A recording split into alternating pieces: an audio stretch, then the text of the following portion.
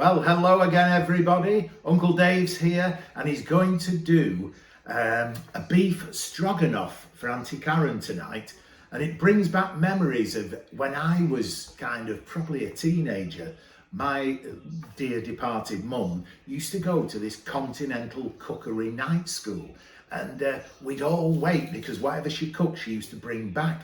And she came back one night and said, "We have here a beef stroganoff," and we were all ready to get stuck into it. And then ever since then, for some reason, we'd never heard of it. So it was something brand new. So I was calling it beef noggastroff, and I called it beef noggastroff for years until, of course, it became mainstream. So bless you, Mum. I'm going to do it for Auntie Karen today, and I hope it'll do justice because the first time I tasted it, it was magic. So here we are. It's ingredient time, how I always start our recipes. Karen has just gone out of the room and said, "Don't embarrass yourself. Be careful what you say."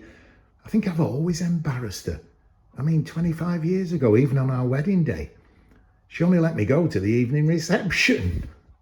We have an Aldi Big Daddy rump steak, approximately 10 ounces. And we have one onion, white onion, 250 grams of button mushrooms, which have been very finely sliced.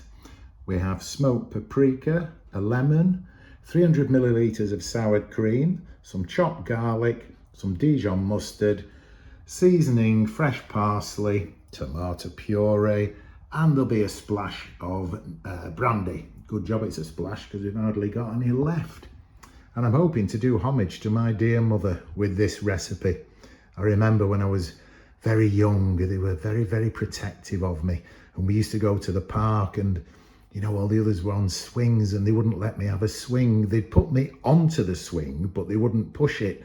But what they used to do, I remember this, they'd both go backwards and forwards, walking backwards and forwards. And they'd say, "That's what it'll feel like if you were swinging."